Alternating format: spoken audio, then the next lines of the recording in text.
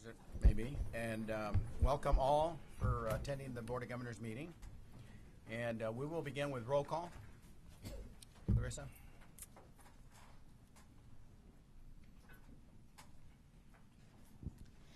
Manuel Baca. Here. Jenna Barrera. Here. Jeffrey Baum. Here. Natalie Berg. Joseph J. Belansky Jr. Here.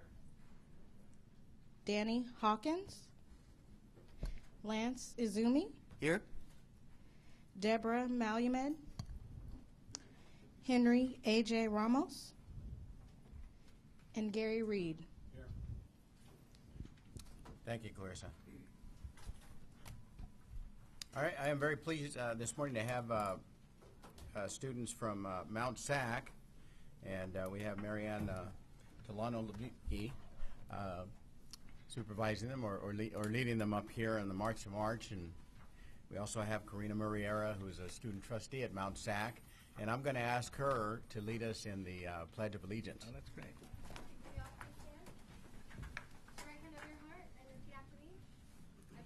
Allegiance to the flag of the United States of America and to the republic for which it stands, one nation, under God, indivisible, with liberty and justice for all.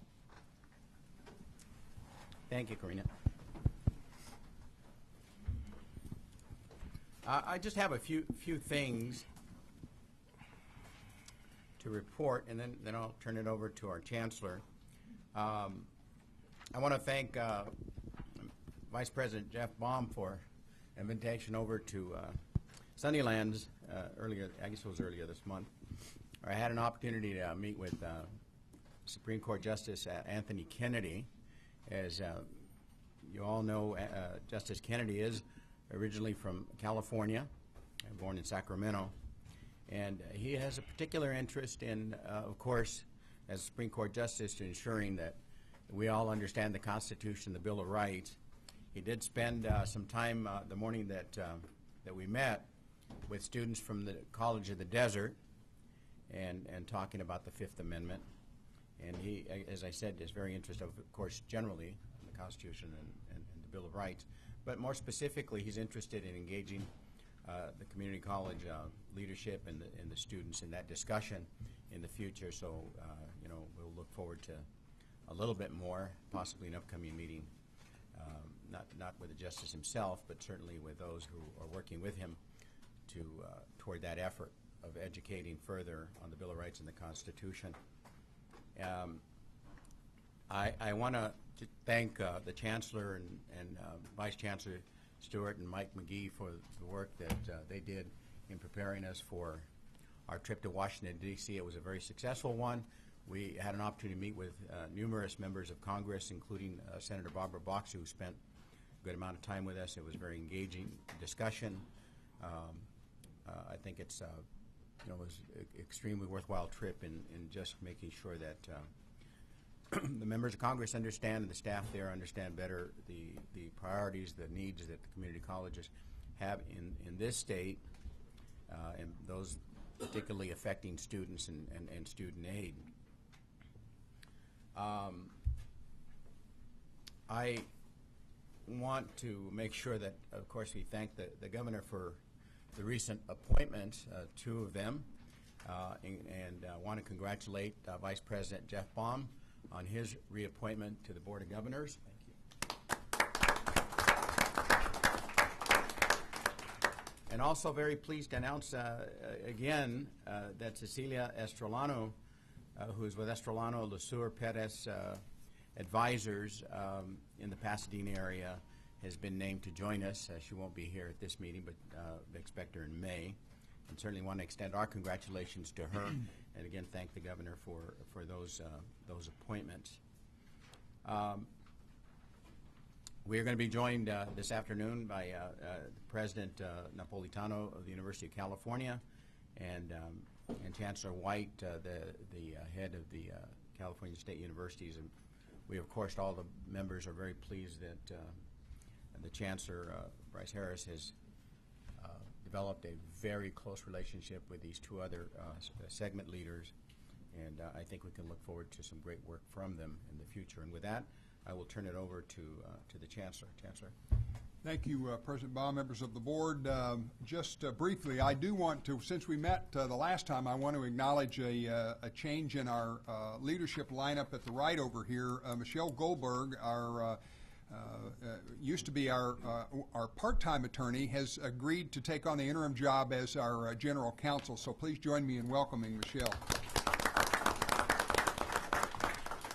Along with President Baca, I want to thank other members of the Board of Governors who did attend the National Legislative Summit and spend several days back in Washington, D.C. In addition to Dr. Baca, Vice President Baum and Member Malumed were both with us that entire time, as well as a number of members of the management team and a delegation from the state of California that numbered nearly 100. So it was a very, very good year in D.C. An awful lot of good conversations took place, and I genuinely appreciate the Board of Governors' support.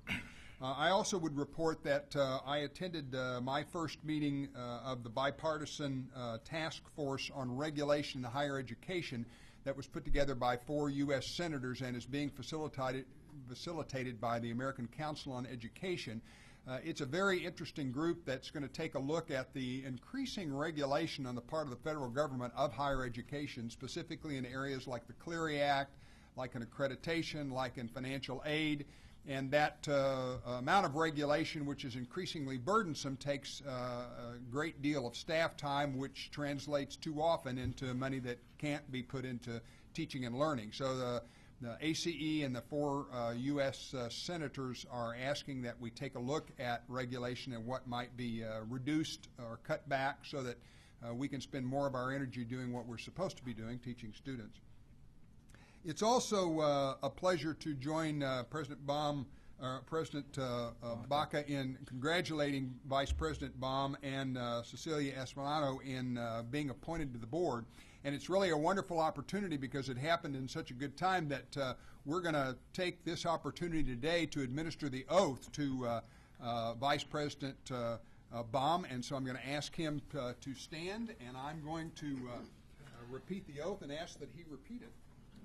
Please raise your hand. I, Jeffrey L. Baum, I, Jeffrey L. Baum, do solemnly swear that I will support and defend the Constitution of the United States the Constitution of the United States and the Constitution of the State of California and the Constitution of the State of California against all enemies, foreign and domestic, against all enemies, foreign and domestic, that I will bear true faith and allegiance that I will bear true faith and allegiance to the Constitution of the United States to the Constitution of the United States and the Constitution of the State of California, and the Constitution of the State of California, that I take this obligation freely that I take this obligation freely without any mental reservation or purpose of evasion, without any mental reservation or purpose of evasion, and that I will well and faithfully and that I will well and faithfully discharge the duties upon which I am about to enter. discharge the duties upon which I am about to enter. Congratulations. Thank you.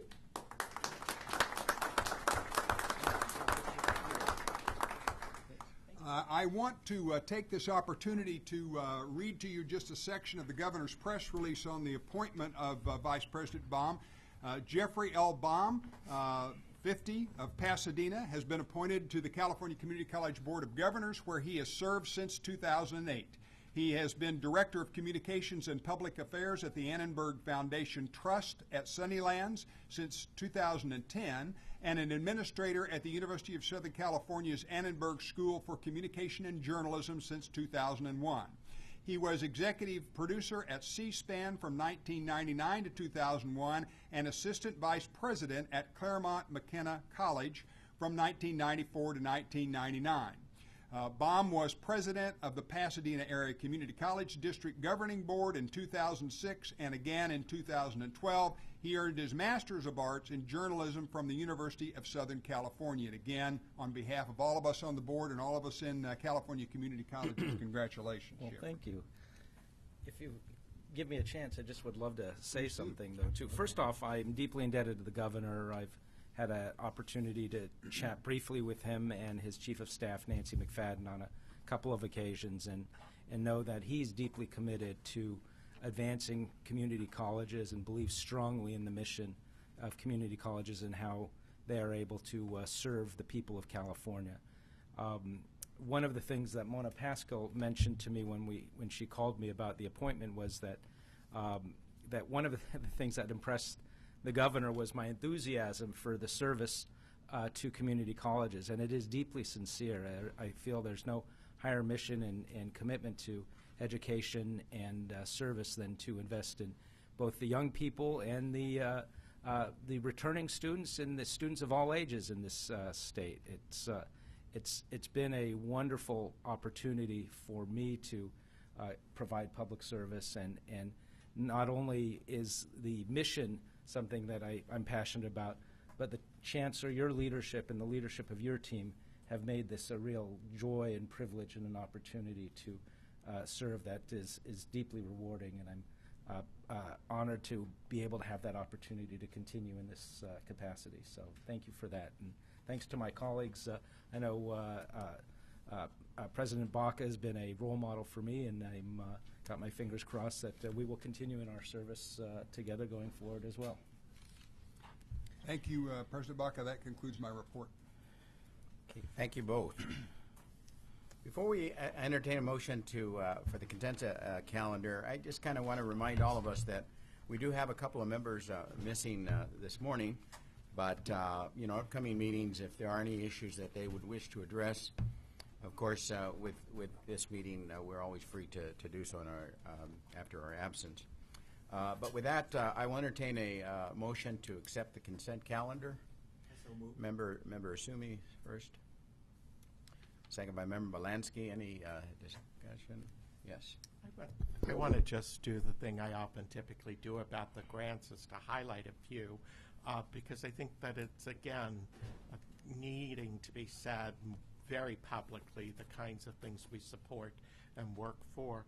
And the first one is the fact that there's grant money going to FICMAT, because the Fiscal Crisis Management and Assistance Team, I think, has helped a lot of our districts. I know they came to Peralta, and it was through that kind of report that, you know, people really got the message, even more so than an external audit. I also want to say that it's great to see that there is funding going to the Academic Senate for the California Community Colleges, and just to note that. And there are three grants that are in my passion area, which is DSP&S, one for the High Tech Training Center, the alternate text production, and online captioning and transcription. And I think that's to be noted, what we are doing to reach out and to let students with disabilities and others make use of these services. And the last one, to note the funds for AB 86 and adult ed as that moves forward. Just to once again to say some of the things that are being grant funded are very critical and important to our colleges. Thank you very much, Member Belansky, for that that comment. Any other comments? If not, all in favor, please indicate by saying aye. Aye. Okay, the consent calendar is approved. We'll move on to action item 2.1. Entertain a motion to approve the approval of Los Rios Community College District's West Sacramento Education Center. This item requests board approval of that center in the Los Rios Community College District. Move approval. Okay, Vice President Baum, second by Member Asumi. Discussion. Let me, before we ask for, let me ask Dan Troy to briefly give you a bit of more background on this item. Dan? Yes, thank you, Chancellor, President Baca, members of the board. This item requests approval of the Education Center in West Sacramento. Just a couple of brief notes on it. We note that West Sacramento is a rapidly growing area. It's grown over 50% between 2000 and 2010. It's an area with traditionally low educational attainment, so the resources provided by the center are, we think, greatly needed, and it's our understanding that it's the intent of the center to provide a gateway to Sacramento City College for the students of West Sacramento. So with that in mind, we would ask for your approval. With me today to help provide any more information that you require on it is our Administrator of Facilities, Susan Yeager. Good morning. The center is providing a wide range of services and programs to the population of West Sacramento, and also a gateway to Sacramento City College. It fits in with the long-term, long-range plan of Los Rios Community College District. They have 4 comprehensive colleges and have a program of establishing centers rather than additional colleges. This would be their 4th center approval and would take the total number of statewide centers up to 73. We have a member. Very good. We do have a member of the audience, Mayor, West Sacramento, and Vice President Baum. Mayor Christopher Cabalden will recognize members of the public.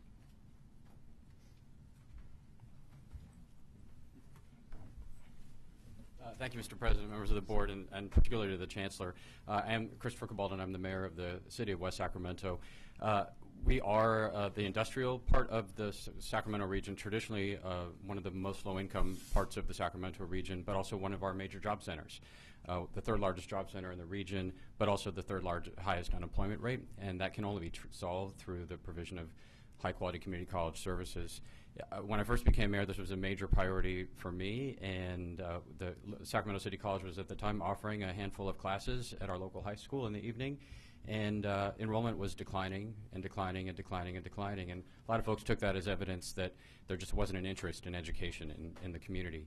And then a young, enterprising new chancellor at the Los Rios Community College District came on board, Chancellor Harris, and said, nope, that's not what's going on here. What's going on is that there's no complete program.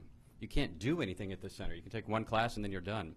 And what we really need to do is invest in education in a community like this, and took the lead in making that happen, in getting the bond passed to make it a reality, and building the support, and then committing to not just make it an educational center, but the cornerstone of the redevelopment of one of the poorest parts of our city and one of the poorest parts of the region, rebuilding our downtown. That is now, the college is now an anchor for a brand new county library, a community center, a senior center, a preschool that's part of the state's first small city universal preschool program in all of California.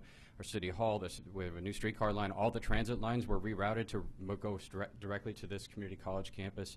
It's been a major factor in the revitalization of a place and of a people, and we're very proud of it, but the system ought to be extraordinarily proud of the impact that they've had, not just in our community, but in economic opportunity and economic development throughout the Sacramento region. So thanks so much for your support. Thank you, Mayor. Pleasure to have you here. Dan, just a question too. In real dollars, what is the difference to the district does it make to have this designation made a center?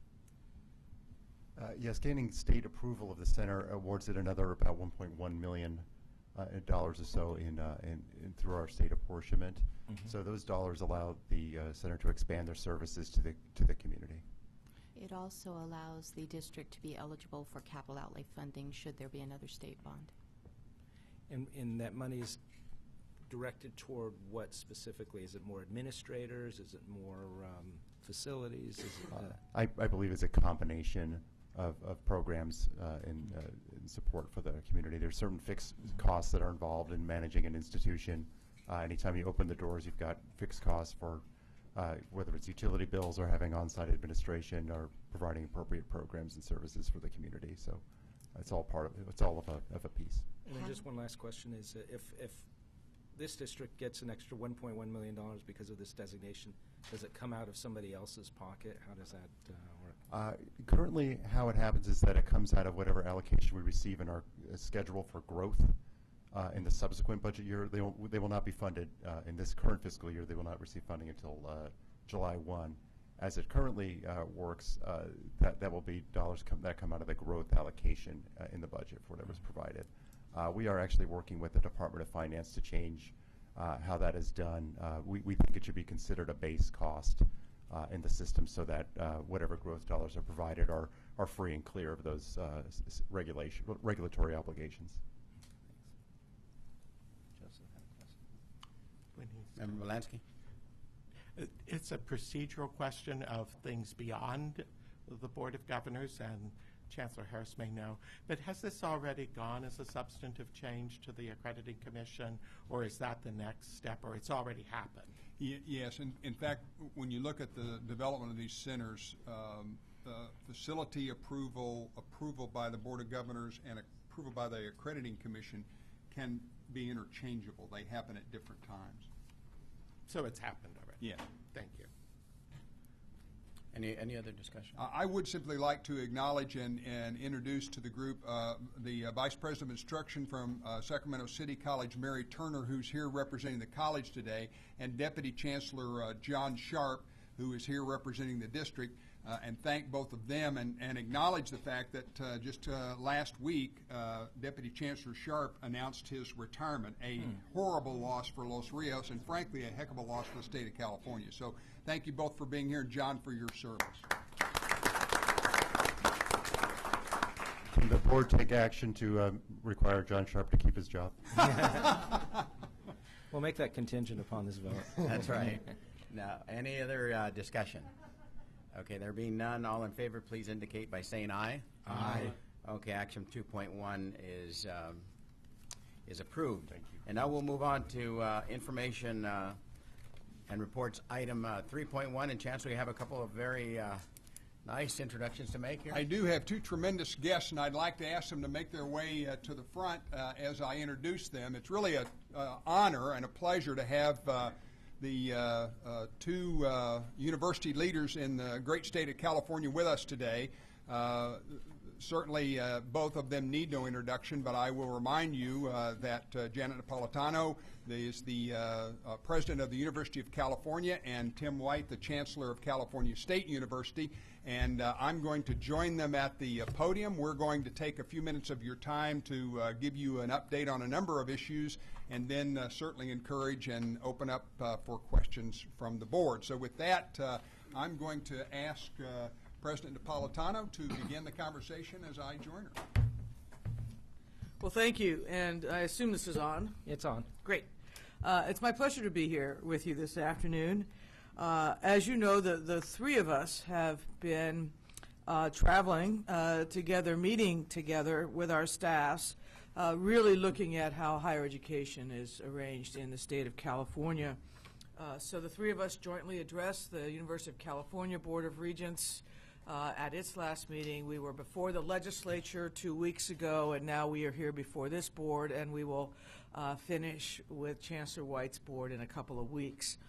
And I'm pleased to be here because of the critical importance that the community colleges play in the constellation of California higher education. Roughly 30% of the University of California undergraduates enter from our community colleges. For CSU, I think the percentage is even higher. So put simply, you are very important to us. You're also very important to the many students seeking certificates and job training. The education and training you provide is critical, not only to improve their competition in the job market, but it's critical to the employers who depend on a supply of skilled, well-trained workers. And you're important to local communities throughout the state of California. Our community colleges are a locus of adult education, a place where students who cannot enroll full-time or leave their local ties can continue to learn. We at the University of California are very happy that the growth that we're beginning to see in revenues within California creates an opportunity for increased enrollment at the community colleges.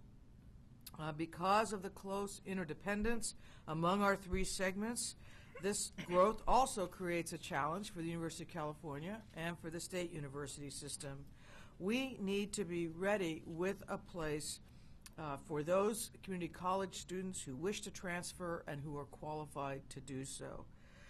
The University of California did not reduce transfer enrollment during the recent fiscal crisis. We kept the numbers up.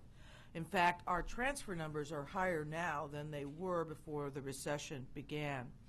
But improving transfer isn't just about numbers. It's about the ease with which community college students can complete their community college work and transition either to the state university or to the University of California. That's why one of the key initiatives I've undertaken as president focuses on streamlining and improving community college transfer. The goals of the initiative are pretty straightforward. We want to facilitate moving students through higher education more quickly, important both for transfer students and for students who enter as freshmen. IT can play a role here. We're looking at how best, for example, to develop a web portal that helps students track their own progress as they go through higher education. Online education can help as well, but it's not a magic bullet. And we need to ensure that curricula are coordinated so transfers don't load up on unnecessary units or repeat classes after arriving at either CSU or the University of California. This requires collaboration on building an even stronger relationship with our community colleges. We want students who enter the community colleges with the intent to transfer to view themselves from the beginning as university students. This requires more outreach on community college campuses. We want to engage all of the campuses, all of the community college campuses, in meaningful and consistent ways. This will include, for example, visits by myself and my leadership team to the community colleges throughout the state in the next several months. I'm actually giving one of the commencement speeches at Laney College and look forward to doing that. And I look forward to discussing with you, hearing from my colleagues, but discussing with you what our goals are. And in this spirit, and before we turn to discussion, I'd like to make one final point. The bottom line of all of our efforts as segment heads, as board members, as Californians is very straightforward. The people of California built our higher education system. We need to protect it, build it, and grow it this year and in the years to come. And we're only going to be able to continue to grow it if we work together amongst all three of us. So thank you. Thank you. Thank you, President Ford.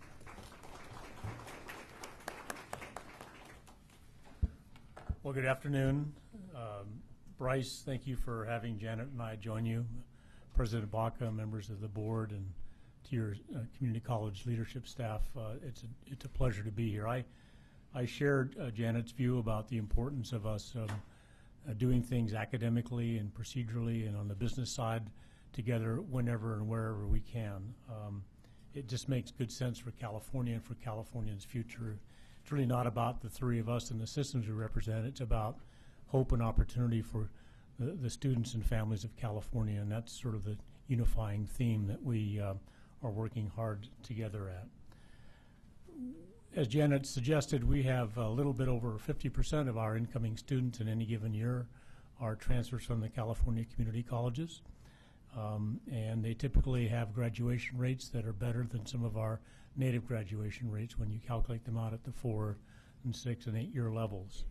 And I must shout out to your faculty in the community colleges and the faculty at the California State University who have worked very hard on creating a transfer model curriculum, and encouraged by the spotlight, the flashlight, if you will, of 1440, we're working hard and making good progress on the articulations between the community colleges and the various Cal State campuses.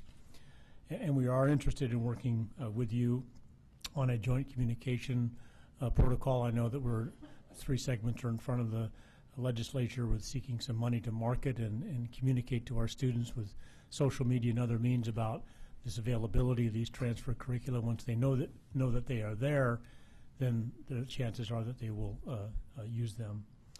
And I'm going to speak just for a few moments on another way in which we're going to help ourselves meet the capacity needs and the time to degree needs going forward, and that is by rethinking the way we go about the business of running the three universities. Any savings we can make on the business side, the administrative side, can be redirected immediately to the academic side or the student support side. And really, I think what joins us here is wherever and whatever it makes sense to join together to either decrease costs or increase effectiveness or both, that we are interested in taking a deep look at. Areas of procurement, areas of risk management, areas of contracts and services. And CSU and UC have been at this now for a little bit, and the community colleges are welcome, recognizing that it perhaps is more complicated from time to time with the local community college district boards where many of the day-to-day management decisions get made. But we've had this program at the CSU for some time called Synergy, and the UC's had one called Working Smarter. In fact, when I was in the UC, I was helping develop that from a campus point of view. And we had in July of 13 a first ever UC CSU Shared Services Conference that was enthusiastically attended by the professionals from both systems.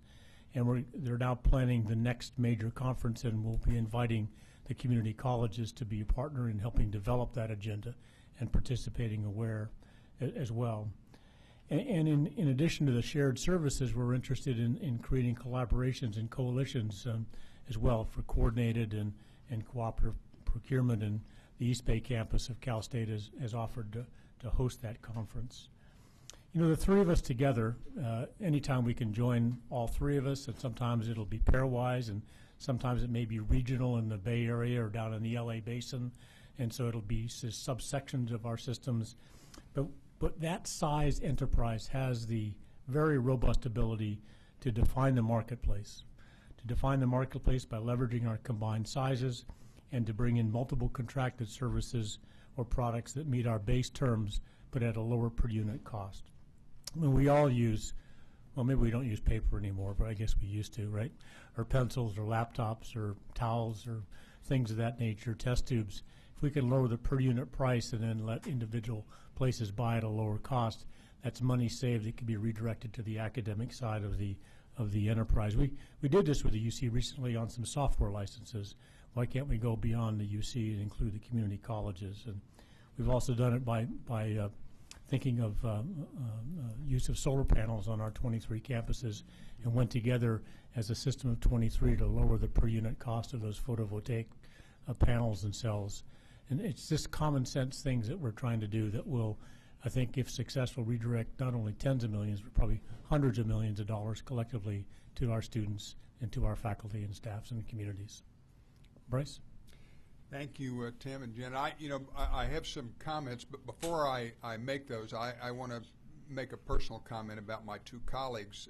I just met Janet for the first time a few months back, and I think it was quite instructive that we went to her office to talk about transfer, and I sat down at the table. She came in the room and sat next to me, and I noticed immediately she was wearing a California Community College's pin on her lapel, which I thought spoke volumes. And it was really at her suggestion that we began these joint meetings. So this is a woman who clearly walks the talk, and I can't say enough about how much I value her as a colleague and as a partner in this endeavor. And the same thing with Tim. He's modest. He didn't tell you that he's actually one of our graduates, and then he went on to graduate from the California State University system and ultimately got his doctorate from the University of California. So we are responsible for getting this young man started, and I think he's another one of our proud success stories.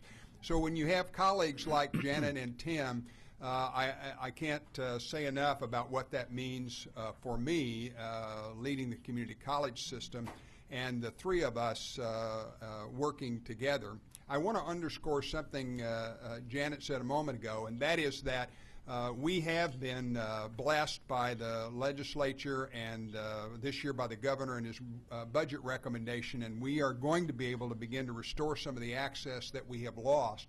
And as we do that, I want to underscore what both my colleagues said. Access to a community college is, for those who want to transfer, somewhat hollow unless ultimately they have the capacity to receive our students when they complete their work at our colleges and want to transfer. So we said that jointly in front of the legislature last week, and we're going to continue to carry that message.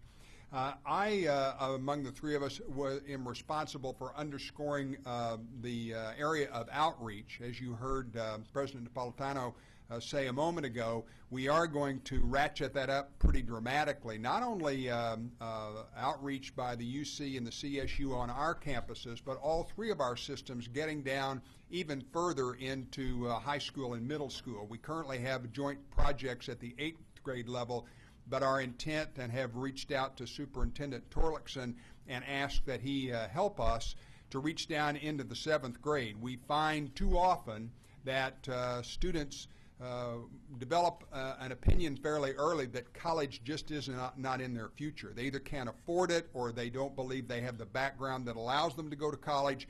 And we think the best way to help change that attitude is to work together, the three systems, by reaching out to students at younger and younger ages. So that outreach area is one that we intend to work on in the future. So again, my sincere appreciation for my colleagues being here today. That sort of concludes our formal presentation, and we'd like to open it up to you for questions. Well, first of all, President Napolitano and Chancellor White, thank you very much. It's a pleasure and honor to have you here this morning. And we have had with the UC, the community colleges,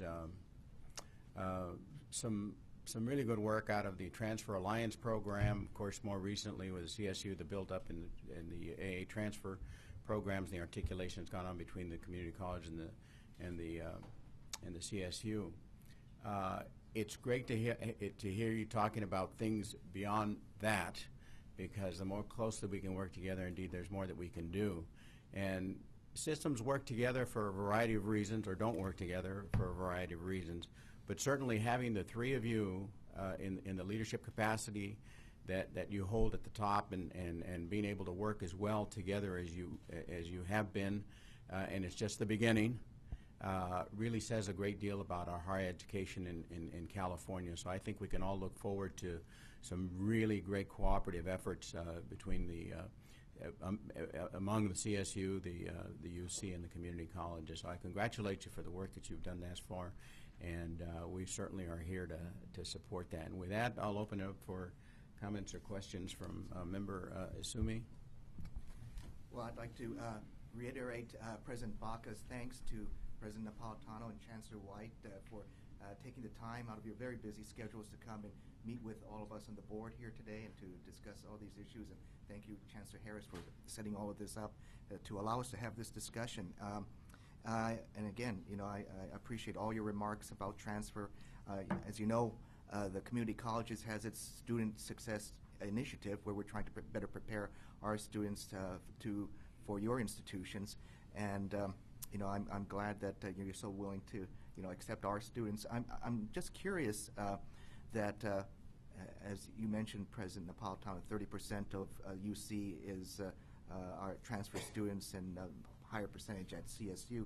That you know, we've got an accountability report card that shows, you know, how our students are doing when they're in the community colleges. I'm just curious that once they do transfer to your institutions, how do our students do at UC and CSU, this, like vis-a-vis the other students who may have been, you know, first-year admittees, and you know, are there things that we could, you know, do to even better prepare them from your standpoint? I think from the UC perspective, when you look at time to graduation, perhaps as a measure, once they are in, there is no significant difference between a transfer student from the community college versus one who started at the university.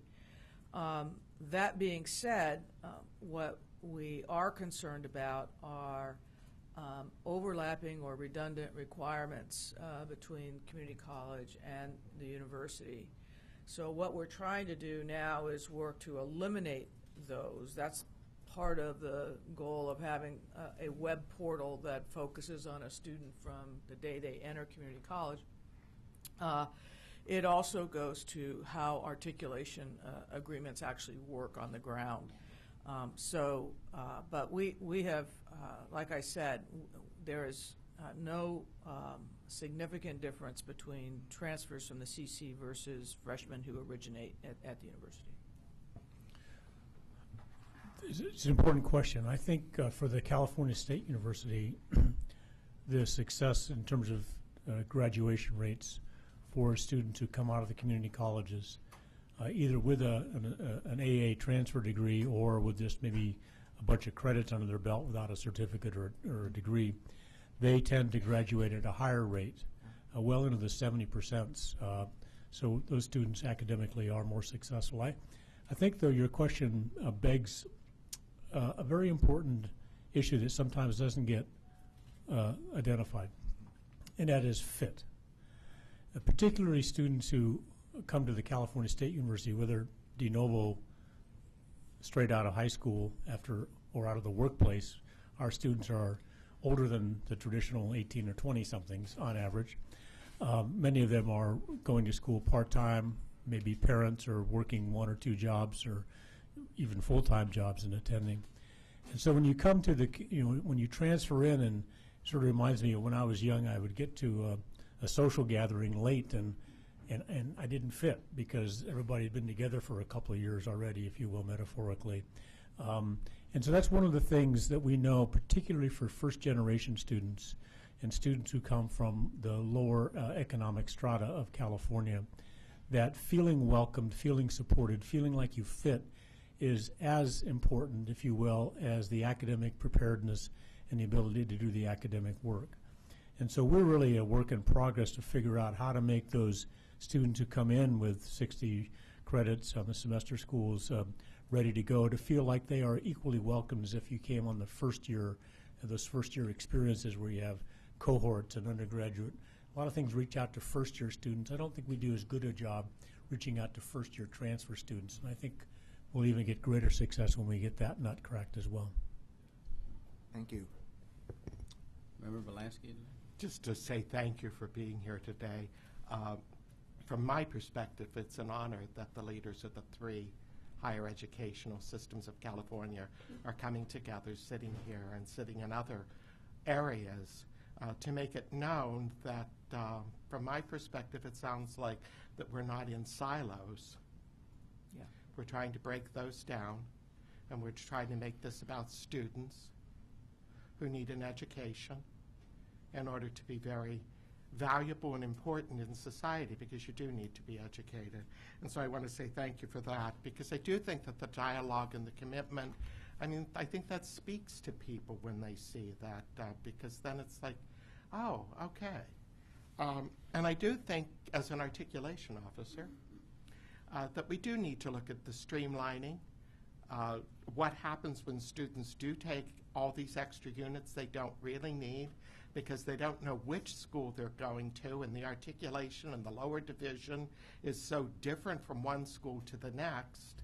There is a certain beauty to the ADT degrees, Associate Degrees for Transfer, because the student automatically knows that as long as the CSU is accepting that degree, they won't be held to some other standard when they get to the university. And so I just want to keep saying that I think this articulation piece and really looking at what students have to do lower division, most of which is general education, and not, that it has to be all of these really fine point specific kinds of courses before they arrive, unless they're in engineering or one of the high unit majors. But in general, I just think that's important, and I think that for doing this for our students is critical, and I thank you. Now, will you also be looking at the master plan for California?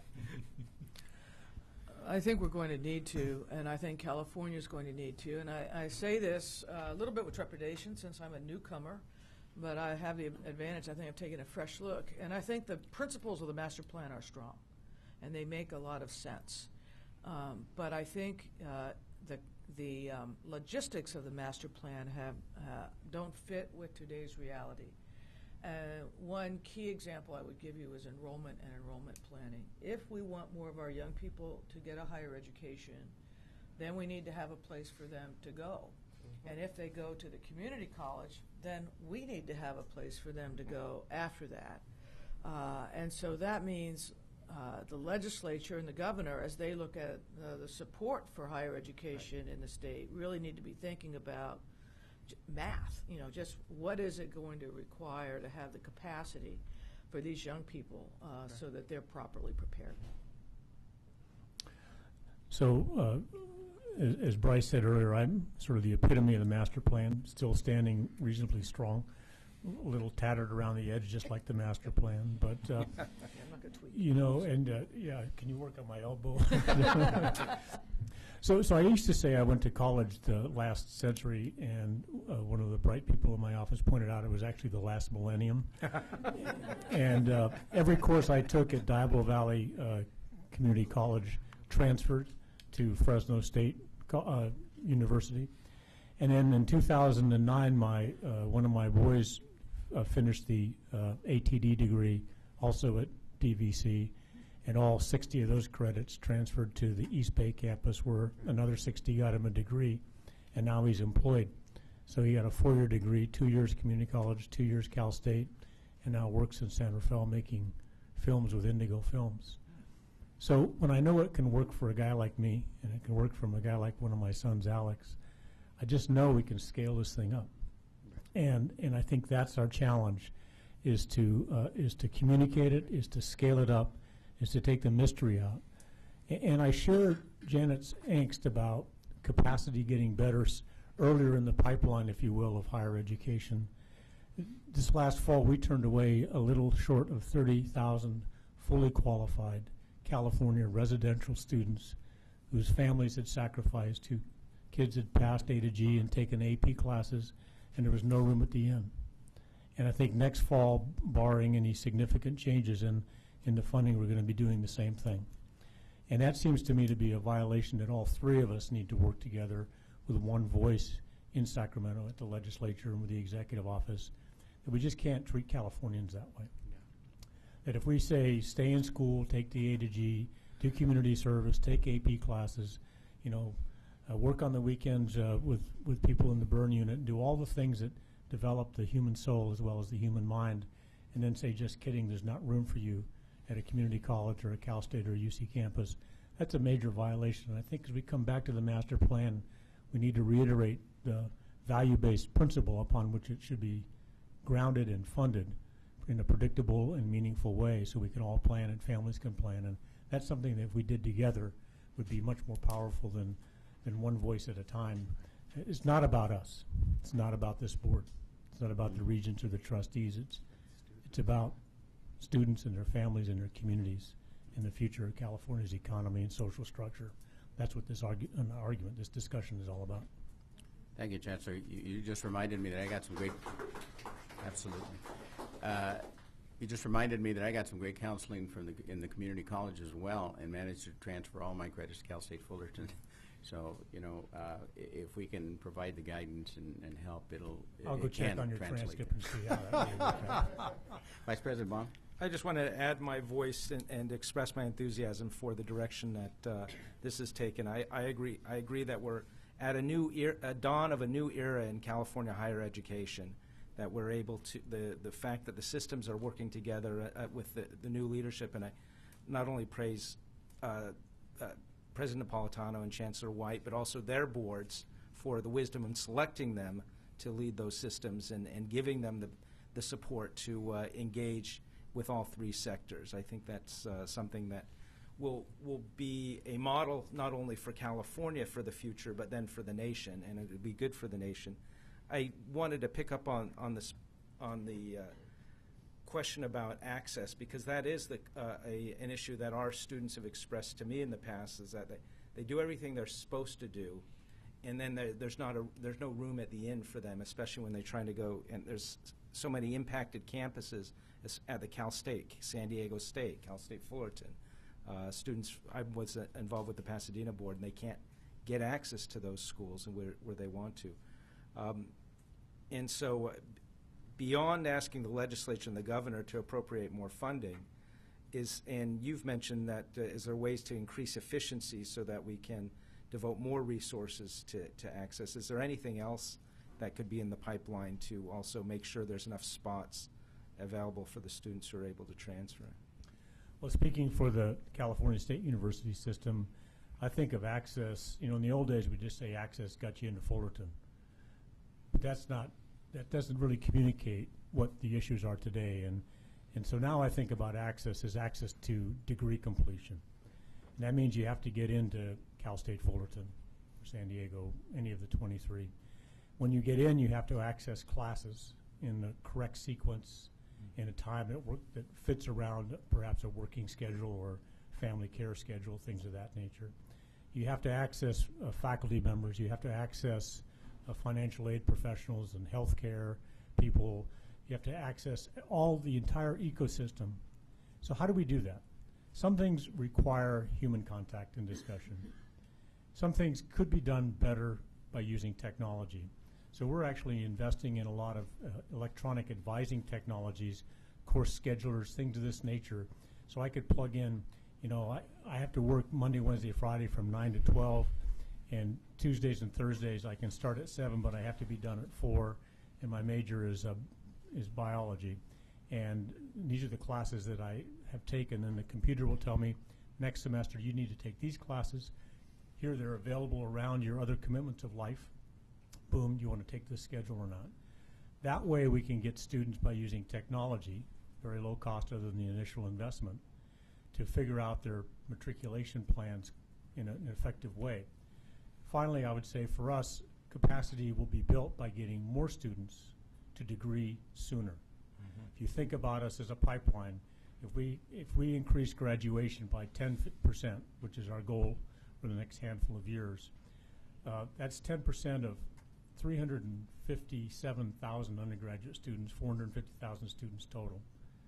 That means 45,000 more students can enter in any given moment by just increasing our success rates. And so that's one way we build capacity. It doesn't require more money. It just requires more effective matriculation for our existing students, using technology, using online. But online is not a silver bullet. It works for some parts of the curriculum, not for others. It works for some students, perhaps upper division accomplished students or more. And we have great luck in electrical engineering circuit classes with technology, and lousy luck with basic algebra classes.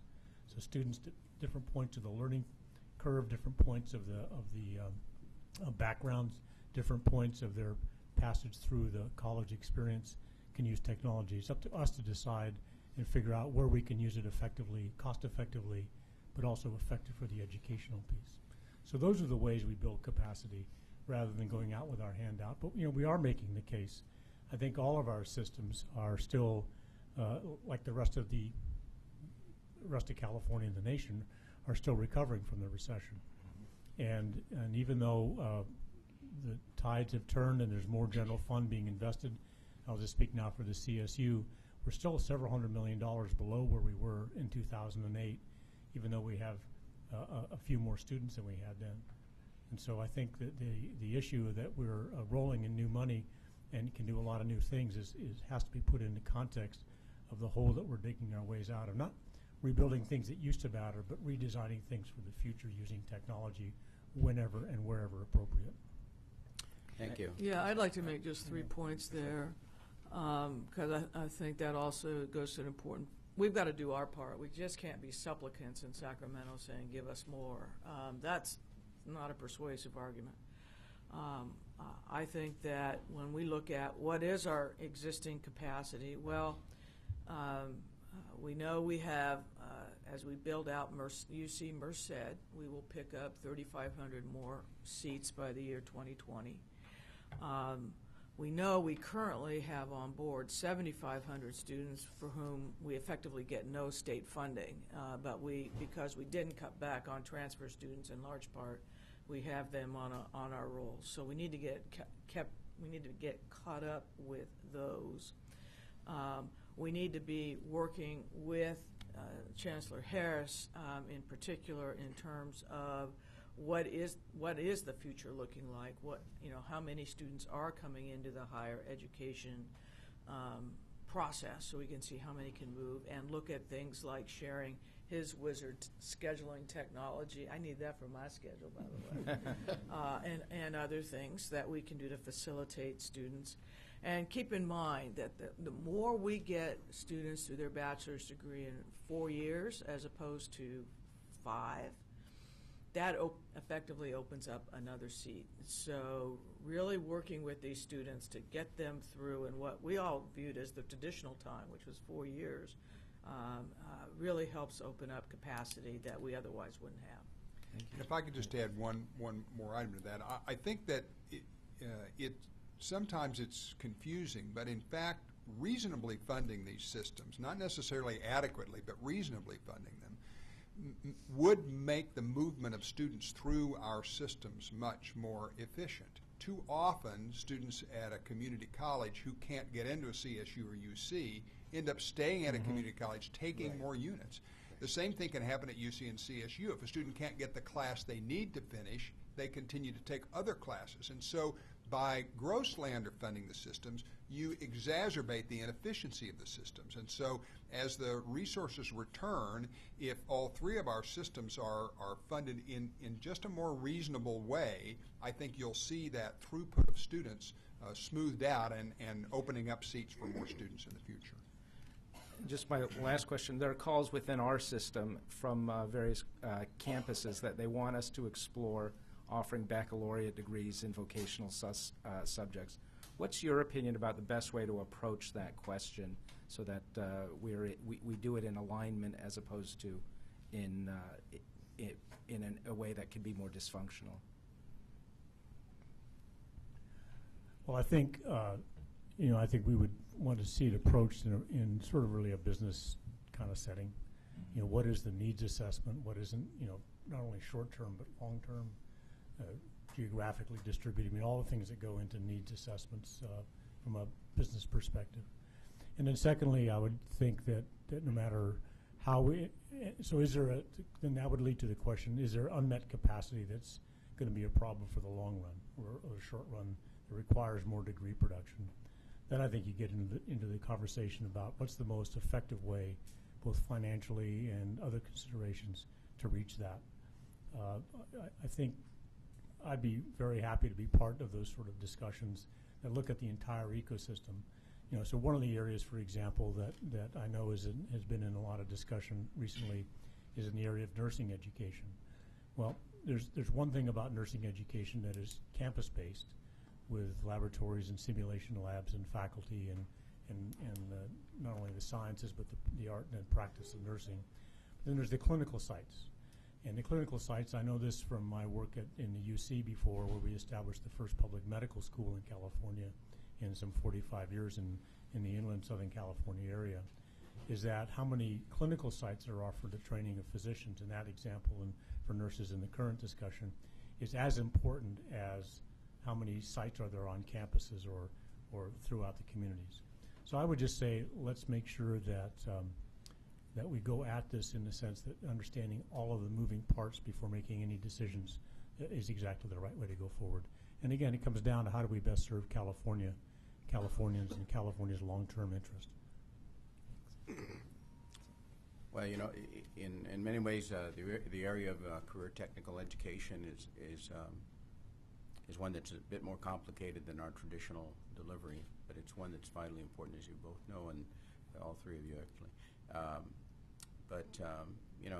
There is some movement along those lines, so it'll be interesting the road ahead. I just want to add that something that Vice President Baum said, and I think that the regents and the CSU trustees made some wise decisions, but I also think that we did as well. Member Reed? I guess my question centers around the labor market. Once these students earn their degrees, we have to have jobs available for them in the labor market. And I'm curious about California's rebound, if you will. Are we aligning our degree programs, do you think, with the job market that is available today? Because I hear so many people express concerns about the underemployment issue, that we have these college graduates with baccalaureate and doctorate degrees, but they're not finding employment at the level of their competency, and they're having to take lesser jobs in order to find work. And I'm just curious, do you see, working with California industry, are we making some strides to improve that relationship? I think that that alignment and really looking long term about what California's needs are is an important part of our planning and our enrollment planning. You're never going to have a one-to-one relationship. That's not how higher education and the job market works. But what we do need to make sure of is that California as a state and as an economy is positioned to thrive moving forward over the next few decades. And we know we have shortages. We know we need more coders, for example, in the cyber world. And we think we probably need more nurses. Probably need to look at that a little further. And we can tell based on statistics and other data that's developed mostly here in Sacramento, but other places as well, what some of those pockets of needs are going to be. So the answer is we work to align, but not to pigeonhole, because, like I said, there's never a direct one-to-one job training aspect of things, but there ought to be a kind of a systemic-wide look at, are we generally producing students who will have a good opportunity once they leave our institutions to get a good start? So I think my answer, Mr. Reed, would be depends. So it really depends on what the major is and what field they're interested in. So, for example, in hospitality and tourism, we have several very profound programs on many of our campuses, which in any given year provide 95% of the new employees at the management level in hospitality and tourism. So there's very strong alignment there. If somebody is studying poli-sci or history or some of the majors in the humanities and liberal arts, or even in the life sciences or the physical sciences, sometimes they may go into teaching in those areas, or they may use that to catapult into going to law school or go to medical school. And so it's a little harder to sort of keep track. Did that undergraduate major lead to that career? The big point to never lose track of, in my judgment, between a college-educated person and somebody who is trained is that education implies, certainly they've learned the ABCs of whatever their majors or minor happen to be, but they've also learned a whole host of other very important skill sets of communication, of cultural competence, of problem solving, of teamwork, of coming together when they think they'll see differences and actually finding commonality, having a global perspective, and the list goes on and on. And with those skill sets, they can enter into professions and disciplines of employment, and many more than you and I have had in our lives, 7, 8, 9, 10, 11, in fields that don't even exist yet today. And so I think part of what the CSU and UC are doing is preparing students capable of migrating in a job market that's quite unlike the ones that we grew up in. And if we don't do that, then we're not going to enable the innovations and the entrepreneurship that really has been a big part of California's success historically, and I suspect going forward as well. And I would add, I'm sorry. Yeah, go ahead, Brian. And I would add that in our career technical programs, we try to be very sensitive to the labor market needs, but they tend to change. They can change very quickly, and it is always a risk that when you ramp up a program, that the industry needs for graduates in that area can change dramatically, and we've seen it happen a couple of times. We saw it in the in the 99 2000 period with high-tech workers. We've seen a little bit of it in nursing recently when more nurses sort of put off their retirement. So it is a very challenging mix of getting the right program with what the labor market needs are. However, I think that the other issue that we face is that if these three systems are inadequately funded, another tremendous risk we run is that more and more Californians will be forced to go out of state to get their education, and too many of them won't come back when they finish. So it's not only our ability to know what the labor market demands are going to be and therefore turn out the right graduates of our three institutions, but it's keeping Californians at home in California to get their education so they stay and build the companies and fill the jobs that are needed.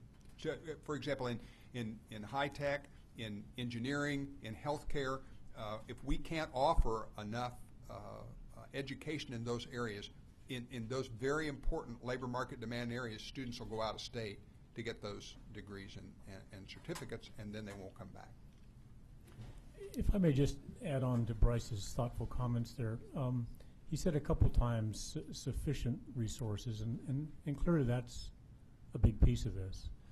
But also the predictability of those resources is an equally big piece, that we know we can do longer range planning on our various campuses across all three segments with that predictability, and quite frankly the hard discussion about fees, for credits in the community colleges and tuition for the UC and CSU, you know, if a family knows that there's going to be incremental increases of 1 or 2% next year and the year thereafter, they can plan. Everybody can plan. And so I just think that as we think about talking about resources, it's as much as how well are we using them?